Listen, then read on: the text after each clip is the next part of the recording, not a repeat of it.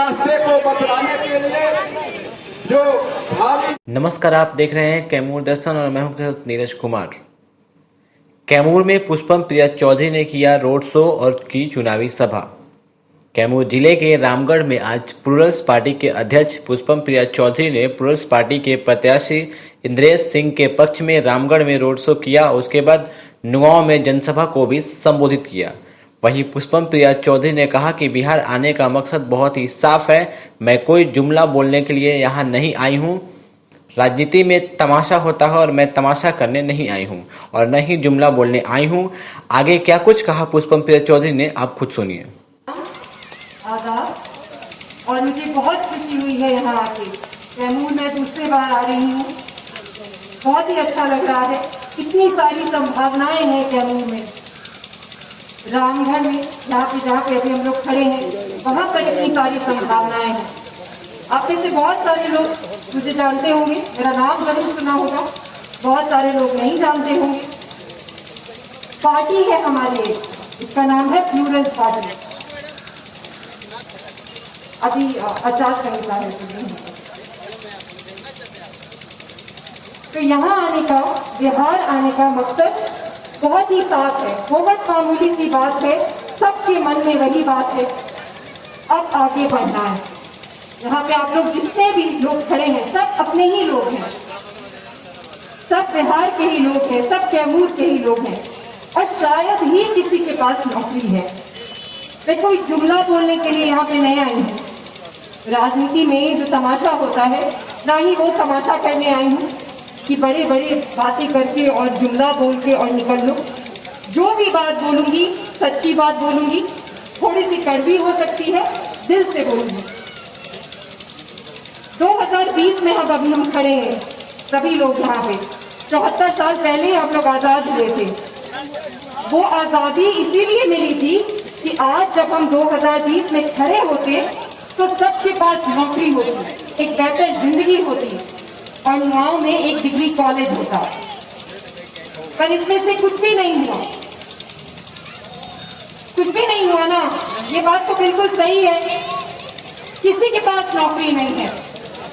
सरकारें क्यों होती हैं? आज यहाँ पे खड़े सभी लोगों से मैं कहूंगी कि 2 मिनट के लिए खुद से अपने आप से पूछें।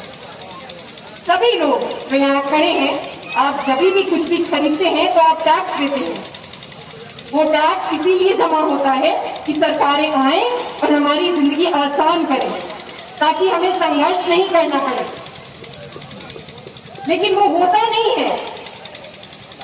हम पूरी उम्र संघर्ष करते हैं और जो सारे बाकी के नकली नेता हैं वो पटना में बड़े बड़े हमारे ही पैसों के बंगलों में बैठे रहते हैं। सभी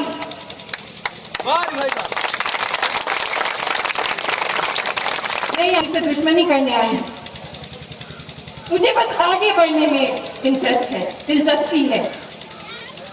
मैं यहाँ पे लोगों को हर साल 8 लाख सरकारी नौकरी और 80 लाख प्राइवेट नौकरी देने आई हूँ। और ये कोई जुमले वाली बात नहीं है, ये मुझे देना आता है। इसके लिए कड़ी मेहनत की है। ये कैसे देते हैं, इसके लिए मेहनत से पढ़ाई की है, सीखा है, विकसित देशों के लिए नीतियां बनाई हैं। हमें आदत खत्म हो गई है बिहार में शिक्षित नेताओं को देखने की और देश में महिला नेताओं को भी देखने की। अब आदत लगा लेनी है क्योंकि हमें आगे बढ़ना है। पिछले 30 साल में जितनी भी उद्योग थे सब बंद कर दिए गए। अब नया नया नारा देना शुरू किया है लोगों ने, बेरोजगारी हटाएंगे। जिनकी वजह से बेरोजगारी है वो क्या बेरोजगारी हटाएंगे? सब सोचिए, अपने आप से पूछिए। हम सब एक ही हैं। सब जब तक साथ में आगे नहीं बढ़ेंगे, बिहार तक दोनों में से किसी को खुद नौकरी नहीं मिलेगी।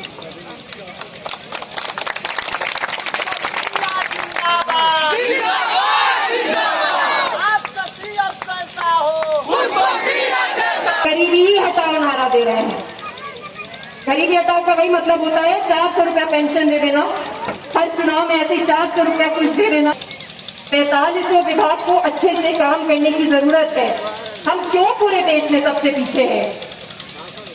बाकी सारे राज्यों को उतना ही पैसा मिलता है जितना हमें मिलता है, हमें तो और भी ज्यादा मिलता है क्योंकि हम बीमारू राज्य हैं।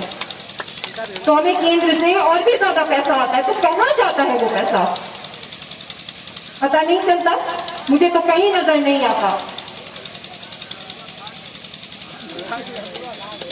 इस बार बहुत दिमाग लगाना है। यहाँ पे एक युवा होने के नाते जितने भी युवा यहाँ पे खड़े हैं, ये आप सबकी, हम सब की जिम्मेदारी है कि जो बच्चे हैं उनका भविष्य हमारे जैसा खराब नहीं हो।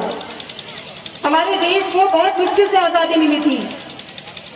जैसे जैसे चुनाव आएगा ये जाति धर्म की बातें करते हैं। ऐसे तो सब लोग खड़े हैं, बगल में पूछ रहे हैं क्या एक दूसरे से कि कौन सी जाति है आपकी? नहीं पूछते ना। तो फिर चुनाव के वक्त में ही ये मुद्दा क्यों? और कौन सी जाति और कौन सी धर्म का भला हो गया? किसी का भी भला नहीं हुआ। सिर्फ कुछ लोग हैं जो आगे बढ़ गए हैं। कुछ लोग मुझसे कहते हैं कि अभी तो आप नया नया आए हैं, अभी देखेंगे। इस पे मुझे बहुत हंसी आती। इसका मतलब कि 5 साल और आप लोग संघर्ष करने के लिए तैयार हैं? 2 लोग हैं, दोनों को देख चुके हैं। जागीर में देने के लिए 74 साल पहले लोगों ने अपनी जान नहीं दी थी। रामगढ़ में इतनी बातें बना रही हूं, अगर 5 साल के बाद नहीं करूंगी तो मुझे भी हटाने की जरूरत होगी।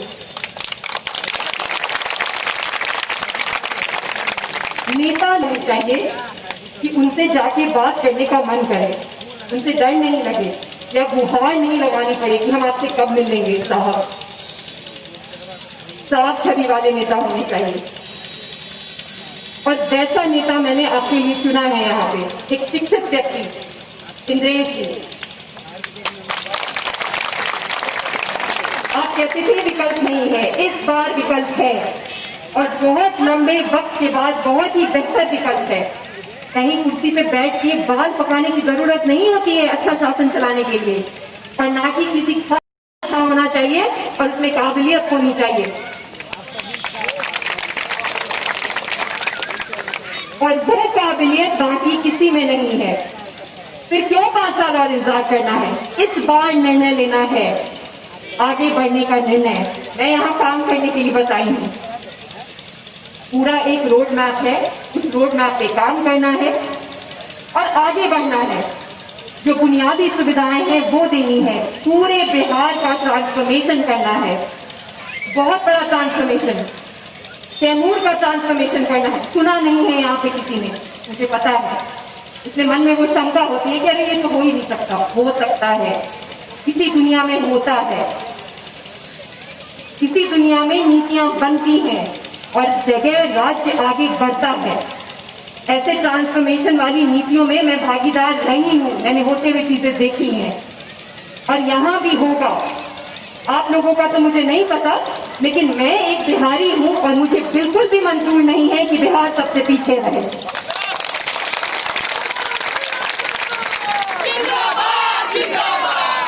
मुझे बहुत लोगों ने कहा कि अरे वहाँ की राजनीति तो बहुत ही खराब है। सारे लोग मिल गए, बहुत सारे लोग जुड़ गए और मेरा विश्वास है कि बाकी जो लोग नहीं जुड़े हैं वो भी मन में कहीं ना कहीं तो जरूर चाहते होंगे कि बिहार आगे बढ़े।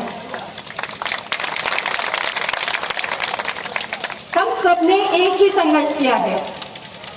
बाहर गए हैं क्योंकि यहाँ कुछ नहीं मिला, बहुत सारे लोग नहीं जा पाए, यही संघर्ष करते रहे।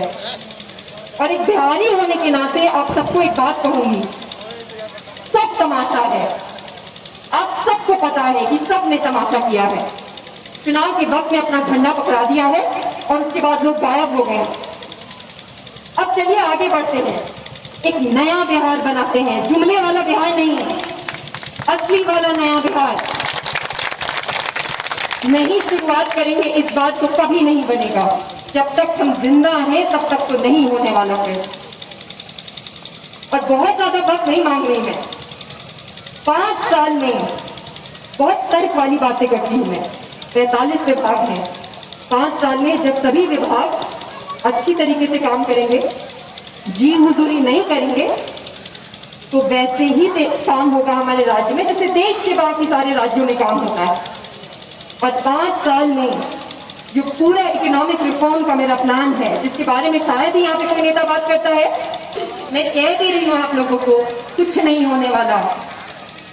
बिहार की इकोनॉमी की बातें करने की जरूरत है, जुमले की बातें नहीं।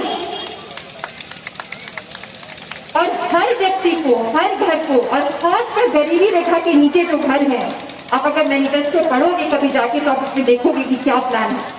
हर घर को नौकरी देनी पड़ेगी, महिलाओं को सम्मान देना पड़ेगा, उनको नौकरी देनी पड़ेगी। यही बहुत सारी संभावना है। मेरी बात मानिए, हमारी आदत खत्म हो गई है ये मान लेने की कि परिवर्तन मुमकिन भी है, इसलिए हम उन्हीं लोगों में से जो भी मिलता है उसको चुनते जाते हैं। पर मेरा आप लोगों पे भरोसा है। मुझसे बहुत लोग पूछते हैं कि ये करने की क्या जरूरत है, टीचर में जाने की क्या जरूरत है।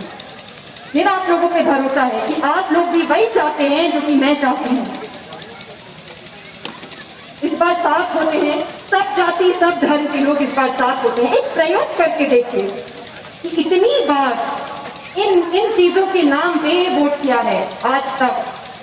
इस बार साथ होकर ये प्रयोग करते हैं और आगे बढ़ते हैं। और मैं वादा करती हूँ आप सबसे कि मैं 5 साल में बिहार को भारत का नंबर 1 राज्य बनाऊंगी। सबको नौकरी चाहिए ना? जोर से बोलिए। जी मैडम, आप बिहार में किस मुद्दे पर चुनाव लड़ रही हैं? विकास का मुद्दा है, लेकिन नकली विकास का मुद्दा नहीं है। विकास तब होगा जबकि रोजगार आएगा, लोगों को नौकरियां मिलेगी। तो जैसा कि मैंने अभी यहाँ पे कहा कि 8 लाख सरकारी नौकरी और 80 लाख प्राइवेट नौकरी लानी है। उसके लिए उद्योग लगाने हैं, 8 नए महानगर बनाने हैं, पूरे तरीके से बिहार को बदलना है। बिहार में एनडीए और महागठबंधन का कब्जा है, क्या लगता है कि आप जीत हासिल कर पाएंगी मैडम? अगर इस कब्जे को इस बार नहीं खत्म करेंगे तो बिहार और बर्बाद होते जाएगा, जैसे पिछले 30 साल में होते आया है। और खत्म करना तो लोगों के हाथ में है। एक ही बटन दबाना पड़ता है, एक ही बार विचार करना पड़ता है, सोचना पड़ता है कि आगे बढ़ना है या वो 30 साल का जो तमाशा है उसको आगे बढ़ाना है। मैडम, कितनी सीट पर आपकी पार्टी बिहार में जीत पाएगी? कोशिश तो ये है कि सभी सीटों पे जीते, और सभी सीटों पे ना भी जीते तो इतनी सीटों पे जीते कि हम सरकार बनाएं और वहाँ पे बैठे विधानसभा में। Thank you.